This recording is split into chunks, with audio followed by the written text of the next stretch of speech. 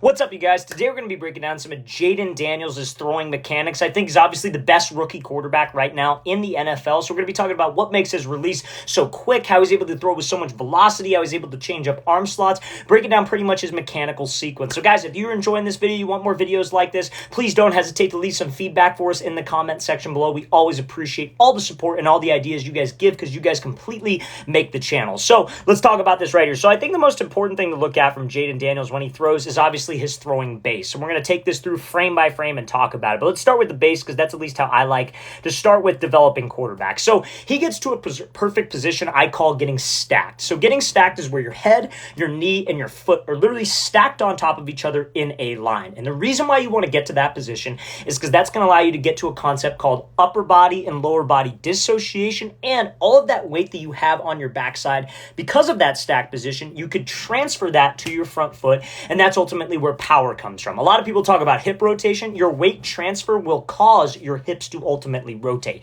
So that's what we're going to discuss. So that's the position that you want to get to, and you will see how when he gets set up, his shin angle is completely straight. I think a lot of young quarterbacks have an inward cave with their back knee, and what that causes a lot of their weight to be shifted forward, and when your weight is already forward, it's hard for you to transfer any type of weight. So that's where Jayden Daniels gets to at the top of his hitch, and that's where I feel all young quarterbacks ultimately need to get to. Now, like I said, it's not just about transfer, it's about upper body and lower body dissociation. So upper body and lower body dissociation is the position where, and I'm going to rewind it again so you guys can see it, but upper body and lower body dissociation is the position where your shoulders go back, same time your front foot is getting down. Now, that's essentially where you take the ball, you're nice and relaxed in your ball carriage, and you go back with the ball and your shoulders rotate. So you want to think of generating power as a quarterback, a lot like how baseball hitters or a baseball player would generate power when he is in the batter's box. You got to separate your upper body from your lower body. So when your weight's loaded onto your back leg, you want to take a step to the target. But when you step to the target, you want to separate your hands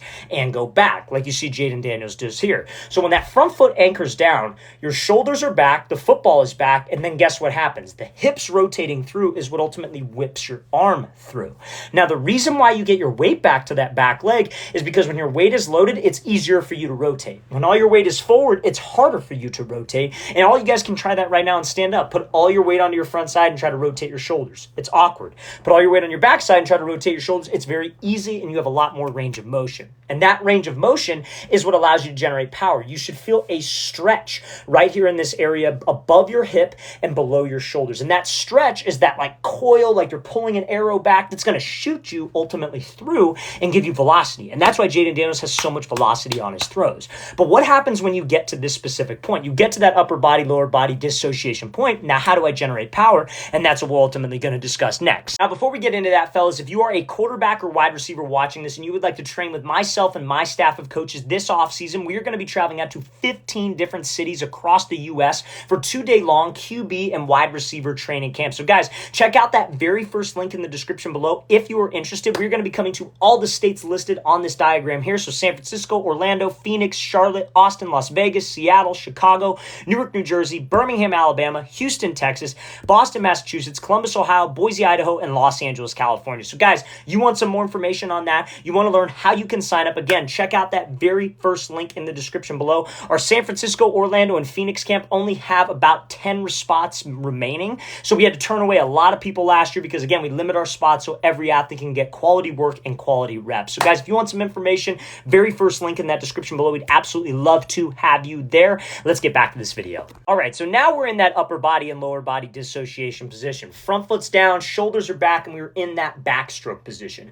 Now, what we have to think about here, you guys, is you want to take that weight that you started out with on your back foot and you want to transfer it to your front leg. So I almost say, like, I'll tell guys, you want to go from quad to quad, like outside part of your right quad if you're a right-handed quarterback to the outside part of your left quad. And that shift is what's ultimately going to help you rotate your hips and rotate your core. Again, very, very similar to a baseball swing. I'm in the batter's box, pitch is thrown, I step to the pitcher, the bat is back. In this case, the bat would be the football. And then what do? You transfer your weight, hips fire through, and the bat trails behind your hips. And the bat trailing behind, that bat speed, comes from a concept called torque. And that's what every single quarterback who has that like dynamite velocity, arm strength on the ball is able to achieve. And that's what Jayden Daniels is able to achieve. Now, the position that you want to get to is something called the C curve. And a C curve is what you see him with right here.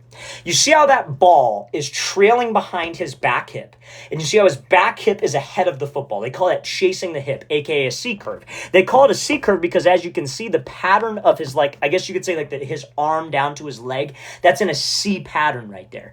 That's what you want to get to as a QB. If you could get to that position, you're going to have velocity on the ball, and you are going to be able to take pressure off your arm. Because when your hip is the first thing to rotate through, and your arm and the ball trails behind, that's a whip, and that's where we get power and velocity. Now, the mistake QBs will make, like I said, is when your base is forward and we're not in that stacked position, you take a step to the target, your back hip and your back leg get left behind. So that's why it's so important to get stacked first, because if you're forward and you try to get to that dissociation position, your shoulders can never rotate back. So it's almost like your elbow and the football go through before your back hip does, and that is what puts pressure on the arm and can decrease velocity. Now, some of you might be thinking, well, coach, throw with a lot of velocity, and I do that.